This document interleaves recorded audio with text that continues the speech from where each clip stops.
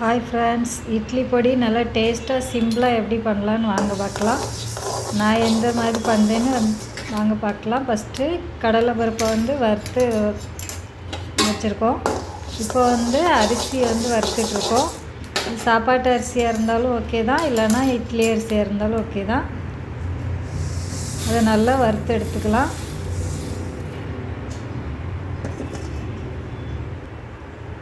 இப்போ உளுந்து வறுக்க போகிறோம். அடுப்பை எப்போவுமே சிம்மிலே வச்சு வறுத்துக்கோங்க. கருவிடக்கூடாது, எந்த பொருளும் கருவாமல் நல்லா சிம்மிலே வச்சு அழகாக வறுத்து எடுத்துக்கலாம்.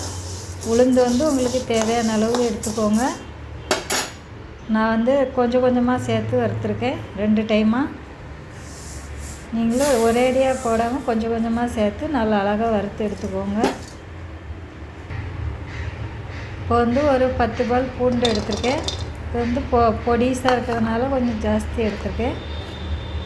பூண்டை நல்லா தொலி உரிச்சிட்டு இந்த மாதிரி ட்ரைவாக வறுத்து எடுத்துக்கலாம். பூண்டில் ஈரெல்லாம் கருவிடக்கூடாது, ஆனால் நல்லா வறுபட்டுருக்கணும். அது வறுத்ததுக்கப்புறமா ஒரு கைப்பிடி அளவு கருவேப்பிலை எடுத்து அதையும் நல்லா வறுத்து எடுத்துக்கலாம். பாருங்க, நல்லா வறுபட்டுடுச்சு. இப்போ நம்ம 1 ஸ்பூன் அளவுக்கு எள்ளு சேர்த்துக்க போகிறோம். இந்த எள்ளு நல்லா பொரிஞ்சு வரணும், ஆனால் கருவிடக்கூடாது. அந்தளவுக்கு அடுப்பு எப்பவும் சிம்லே இருக்கணும். சிம்லே வச்சு இதே மாதிரி நல்லா வறுத்து எடுத்துக்கலாம்.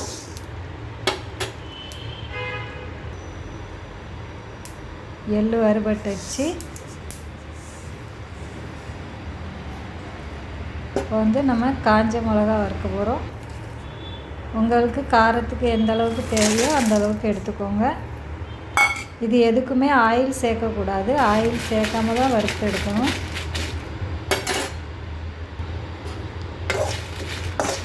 ஆயில் சேர்க்காம எல்லாத்தையும் சிம்மில் வச்சு நல்லா அழகாக வறுத்து எடுத்துக்கோங்க. கருவிடக்கூடாது.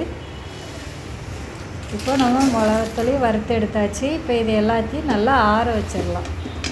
பங்கால் நல்லா ஆற வச்சதுக்கப்புறம் தான் அரைக்கணும். இப்போ நம்ம ஆற வச்சிடலாம். ஆறுனதுக்கப்புறமா பார்க்கலாம்.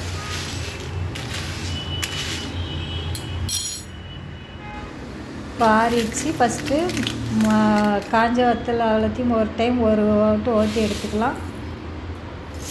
அப்போ தான் அது கொஞ்சம் குறகுறப்பாக அரைச்சிடணும். அதுக்கப்புறம் தான் மற்ற பொருட்கள்லாம் சேர்க்கணும். இப்போ இதுக்கு தேவையான அளவு உப்பு சேர்த்துக்க போகிறோம். இப்போ கொஞ்சமாக காயத்தூள். நான் 2 டைமாக அரைக்கேன். ஒவ்வொரு டைமும் சேர்த்துக்கோங்க. ஒரே டைமில் அரைக்க முடியாது மிக்ஸி ஜாரில். அதனால் கொஞ்சம் கொஞ்சமாக 2 டைமாக சேர்த்து அரைச்சி எடுத்துக்கலாம். பாருங்கள், அரைச்சி எடுத்துகிட்டு வந்தாச்சு. ரொம்ப மையாவும் அரைக்க வேண்டாம், ரொம்ப குறகுறப்பாகவும் அரைக்க வேண்டாம். கொஞ்சம் பரபரான்னு அரைச்சி எடுத்துக்கோங்க. பாருங்கள், 2 டைமும் அரைச்சி எடுத்தாச்சு. பாருங்கள், இட்லி பொடி எவ்வளோ அழகாக கலராக சூப்பராக இருக்குன்னு. இதே மாதிரி நீங்களும் செய்து பாருங்கள். இந்த வீடியோ பிடிச்சிருந்தால் லைக் பண்ணுங்கள், ஷேர் பண்ணுங்கள், கமெண்ட் பண்ணுங்கள், சப்ஸ்கிரைப் பண்ணுங்கள். மறக்காமல் பக்கத்தில் உள்ள பெல் பட்டனை கிளிக் பண்ணுங்கள். சட்னி சாம்பாரே தேவையில்லை. இந்த பொடியை வச்சு கொஞ்சமாக ஆயில் விட்டு மிக்ஸ் பண்ணி சாப்பிட்டா இட்லி டேஸ்ட்டு சூப்பராக இருக்கும். தேங்க்யூ.